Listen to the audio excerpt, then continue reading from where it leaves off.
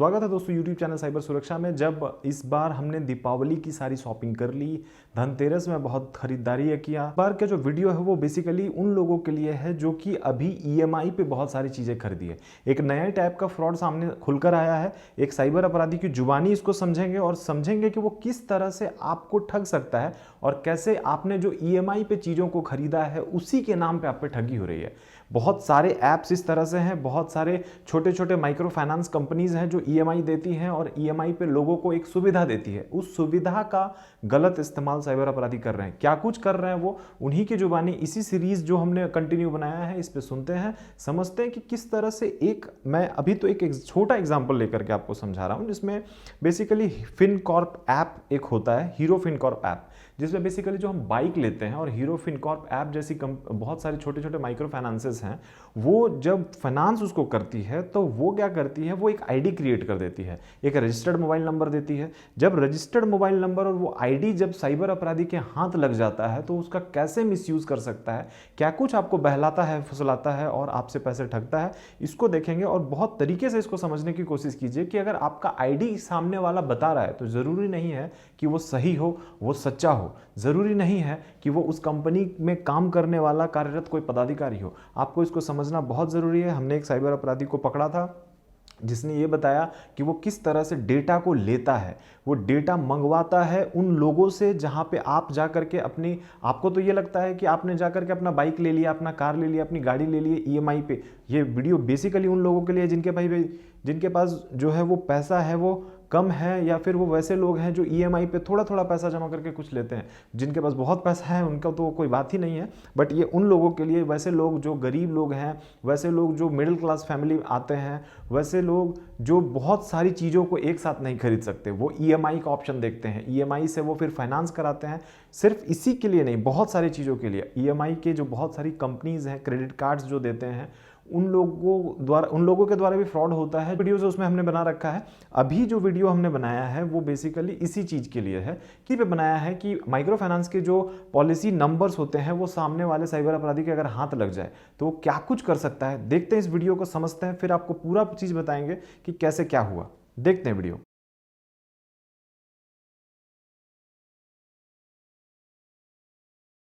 Detail देता था उसमें। क्या चीज़ का डिटेल देता था? हीरो फाइनेंस का डिटेल देता था। कौन देता था? राजा कुमार। तुम्हारा कोई था तो तुमको डिटेल देता था? जी सर। हीरो फाइनेंस का? जी सर। तो फाइनेंस का तुमको पॉलिसी नंबर मिल जाता था? जी सर। क्या करता था उसके बाद बताओ। उस पे नंबर निकाल के कॉल करते थे। कैसे नंबर निकालता था? हीरो फाइन क्रॉप ऐप से। हीरो फाइन कॉर्प ऐप है? हाँ। ऐप से क्या करता था? वो ऐप से नंबर सिर्फ निकलता, उससे कॉल करते थे, नाम डिटेल देता था, उस पर बात करते थे, उससे पैसे लेते थे। कैसे पैसा मंगाता था? अकाउंट नंबर दे के। अरे अकाउंट नंबर दे के कैसे, क्या बोलते थे जैसे उसको? कि सर जी आपका अच्छा, हीरो फिनकॉर्प में डालोगे तो क्या होगा? क्या सर? हीरो फिनकॉर्प ऐप में जब नंबर डालोगे, पॉलिसी नंबर या आईडी उसका, हाँ, तो क्या दिखता था? उसमें मोबाइल नंबर दिखता था और पेन ईयर से जैसे कि उसका डिटेल निकालता था। ठीक है। उसके बाद उसको कॉल करने बोलता था, कॉल करते थे उससे, जैसे कि नाम होता था जिसका नाम, उसका इतना 2200 MI 2300 MI रहता था, उससे हम गूगल पे, फोन पे या तो अकाउंट से मंगवाते थे। अकाउंट में, अपना अकाउंट में मंगा लेता था? नहीं, फर्जी अकाउंट नंबर देता था। फर्जी अकाउंट में उसका पैसा मंगा लेता था? जी सर। तो तुमको फिनकॉर्प जो ऐप है उसके बारे में कैसे पता चला? ये वही सब बताया था कि उसमें जितना है उसका ईएमआई जितना पेमेंट करना रहता है उसमें दिख जाता है? हाँ सर। और उसको कॉल करके तुम पैसा मंगा लेते हो? तो वो लोग पूछता नहीं था कि कंपनी से बोल रहे हैं, कहाँ से बोल रहे हैं? जी सर, पूछते थे ना तो उसको डिटेल बता देते थे ना, पॉलिसी नंबर बता देते थे। डिस्काउंट भी देता था तुम कुछ उसको? हाँ, ऐसे लालच देता था। क्या लालच? जैसे कि उसका चेक बाउंस और लेट पेमेंट माफ़ कर दिया जाता है। तुम करवा देते थे? जी सर। नहीं सर, लेकिन वो वैसे करके मंगाता था वो। अच्छा, तुम करवा नहीं पाते थे, तुम खाली यही बोलते थे कि तुम्हारा जो मैंने आपका वो चेक जितना हाँ, है बाउंस हुआ है तो माफ़ हो जाएगा? हाँ सर। कुछ डिस्काउंट भी हो जाएगा? जी सर। अच्छा, डिस्काउंट के नाम पे तुम उसको माफ़ करवा लेते थे? हाँ सर, पेमेंट कर देता था ऐसे करके। ठीक है, चलो हम मोबाइल में दिखाओ तो कैसे तुम करता था। हीरो फाइनेंस का जोर से बोलो। हीरो फाइनेंस का क्या है? रुक जाओ, दिखाओ। आईडी नंबर देता था, जैसे इसको ऐप ऑन करते थे। इसको ऐप ऑन किया, आईडी नंबर कहाँ से निकाला? दिखाओ पहले, आईडी नंबर कैसे मिलता है दिखाओ। आईडी नंबर व्हाट्सअप करते थे। दिखाओ ना, व्हाट्सएप में अगर है तो दिखाओ ना। व्हाट्सअप में अभी नहीं होगा।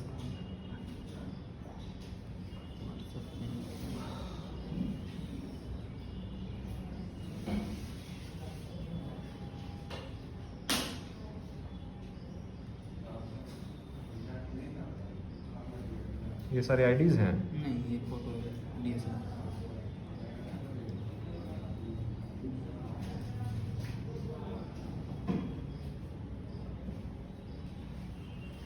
ये हो गया। दिखा रुको जो ये तुम्हारा क्या है, इसमें क्या क्या आया है? जैसे हीरो Application ID है। एप्लीकेशन ID नाम आ गया, हाँ। बिल नंबर आ गया, इसका बिल अमाउंट आ गया, इसका गाड़ी का मतलब कौन सा गाड़ी है, 2 व्हीलर है। इंस्टॉलमेंट कितना ड्यू है? इसका तो 0 है। हाँ, फिर क्या करते थे इसको? इसको मतलब इसका लोन जैसे पेमेंट कर दीजिए सर, आपका EMI है 2497 रुपीज़, तो वो पेमेंट कर दीजिए थे। ठीक है, फिर दिखाओ, बैक करो, दिखाओ हीरो फिनकॉर्प वाला खोल के बताओ।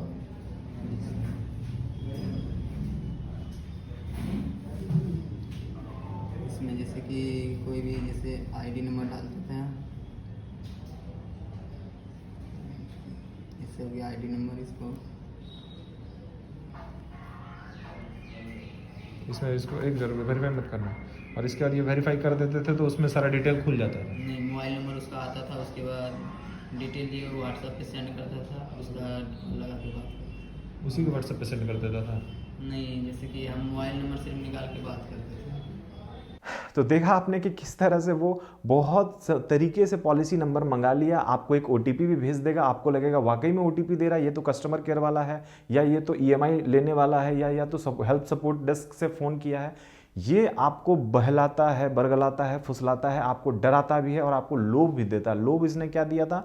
लोभ इसने ये दिया कि आपका जो EMI है वो कम कर दिया जाएगा, आपका जो चेक बाउंस हुआ उसको ख़त्म कर दिया जाएगा, आपके ऊपर जो लाइबिलिटी अलग से लग रही है बैंक द्वारा उसको भी ख़त्म कर दिया जाएगा।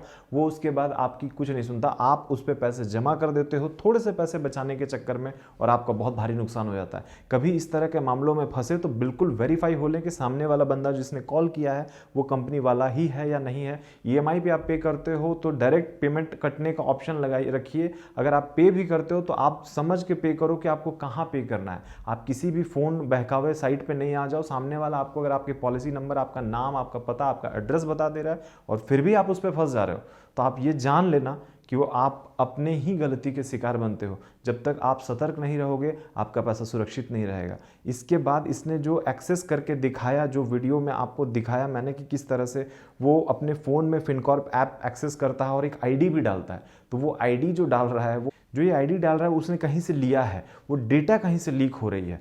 तो वो डेटा, अगर कंपनीज इस वीडियोस को चूंकि देखती हैं तो आप लोगों से भी ये गुजारिश है कि आप अपने डेटा को स्ट्रिक्टली चेक करें कि वो लीक किस लेवल पे हो रहा है, उसे पकड़ें, उसे समझें और उसे रोकें। वो अगर आपका नहीं रुकता है तो कंपनी की ही बदनामी नहीं होती है, एक आम आदमी का पैसा भी बहुत दूर चला जाता है। आपको इन सब छोटी छोटी चीज़ों के बारे में जानकारी रखना बहुत ज़रूरी है। सिर्फ ये फिनकॉर्प ऐप की ही बात नहीं है, बहुत सारे ऐसे पॉलिसीज़ होते हैं, LIC के पॉलिसीज़ होते हैं, प्रीमियम के कुछ पॉलिसीज़ होते हैं, बहुत सारे इंश्योरेंस कंपनीज और बहुत सारी इस तरह के छोटे छोटे पॉलिसीज़ होते हैं जो लोग छोटे छोटे अमाउंट में पैसा जमा करते हैं और जमा करने के बाद उस पैसों का वो अपना एक फ्यूचर सिक्योर देखते हैं, लेकिन साइबर अपराधी उसी का फ़ायदा उठाते हैं। आपको इससे बचना है, लगातार बने रहे, इस तरह के जानकारी आपको हम देते रहेंगे, इस तरह से आपको बचाते रहेंगे। जो जो छोटी छोटी साइबर अपराध की घटनाएं आजकल हो रही हैं उनसे आपको सतर्क रहना है। सतर्क रहें, सावधान रहें, और आप सभी को मेरे तरफ से wish you very happy Diwali. Thank you.